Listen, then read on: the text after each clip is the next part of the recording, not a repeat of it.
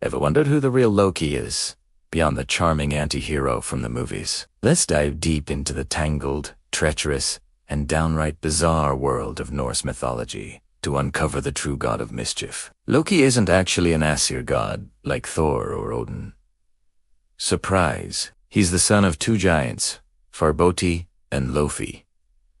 So how did he end up in Asgard, the realm of the gods? Well, Odin, the All-Father himself, made a blood oath with Loki, adopting him as a brother and giving him a permanent place among the gods. This decision would bring both incredible boons and ultimate disaster to Asgard. As the god of mischief, shape-shifting, fire, and chaos, Loki was a walking, talking paradox. Visually, Loki is often described as strikingly handsome, with fiery red or golden hair and piercing, intelligent eyes that hinted at the clever schemes brewing within. But his true appearance was whatever he wanted it to be. His greatest talent was shape-shifting. He could become a man, a woman, a hawk, a salmon, even a tiny fly. This ability wasn't just for show. It was central to nearly every one of his adventures and misdeeds. In his early days in Asgard, Loki was more of a prankster than a villain. His tricks often got the gods into trouble, but just as often, his quick wit got them out of it.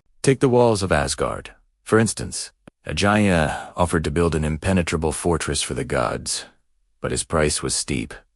The sun, the moon, and the beautiful goddess, Freya. When it looked like the giant would actually succeed, the gods panicked. Enter Loki. He transformed into a beautiful mare, distracted the giant's powerful stallion, and ensured the giant missed his deadline.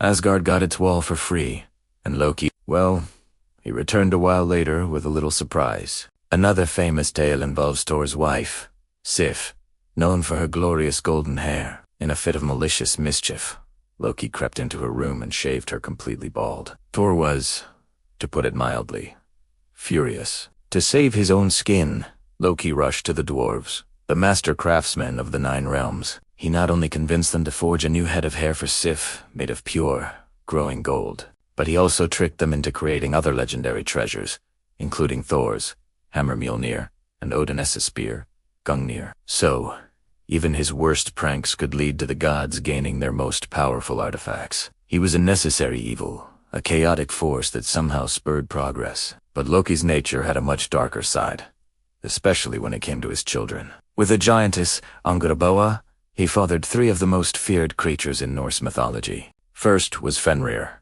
a wolf of colossal size and strength, destined to kill Odin himself. Second was Jormungandr, the Midgard serpent, a snake so enormous it could encircle the entire world of mortals. And third was Hela, half-living, half-dead goddess, who became the ruler of the underworld, the realm of the dishonorable dead.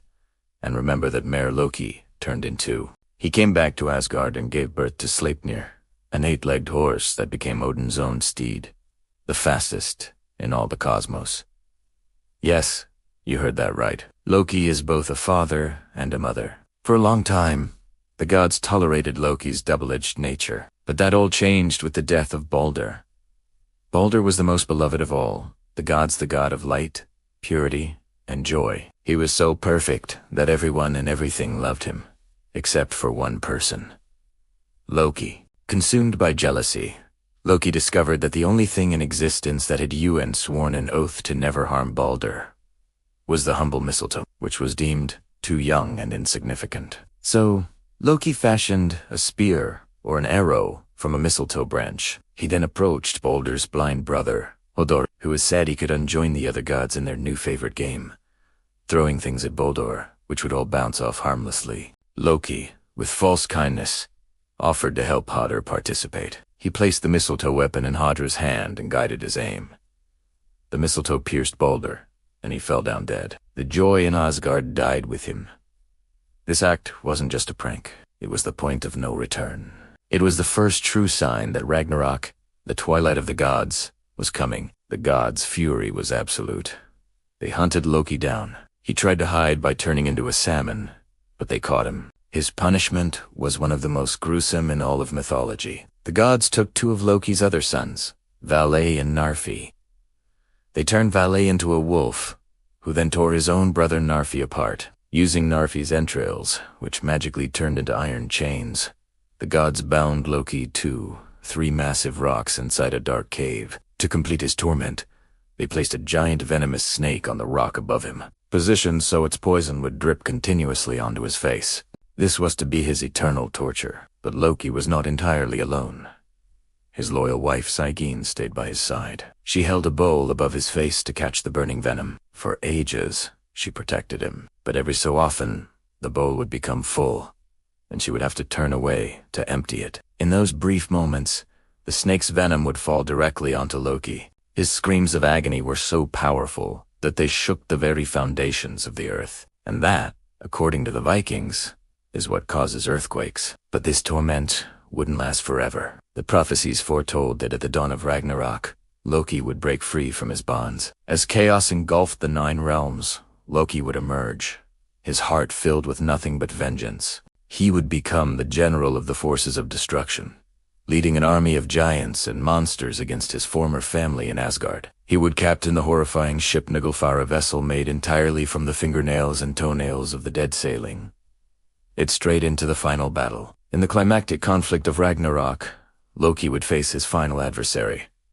the god Heimdall, the ever-watchful guardian of the Bifrost Bridge. They were ancient enemies, and their final duel was destined. They fought with savage intensity, and in the end, they dealt each other fatal wounds. Loki and Heimdall died together on the battlefield, but by then, Loki's schemes and children had already sealed the fate of the gods. His wolf son Fenrir had devoured Odin, and his serpent son Jarmungandr had poisoned Thor. Loki's chaos had finally consumed the world. So what is Loki's legacy? He is the ultimate embodiment of contradiction. He is brilliant, charming, and funny, yet also treacherous, cruel, and destructive. He's a catalyst for change, but that change often comes through pain and ruin. He is the necessary chaos that balances the gods' order. This complex character has fascinated people for centuries, and it's no wonder he's such a huge figure in modern pop culture. From Tom Hiddleston's iconic portrayal in the Marvel Universe to his complex role in games like God of War, Loki reminds us that sometimes the lines between hero and villain, creation and destruction, are not just blurry, they don't exist at all. Thanks for watching. If you're fascinated by the deep lore of mythology, don't forget to like this video and subscribe for more journeys into the ancient past. See you next time.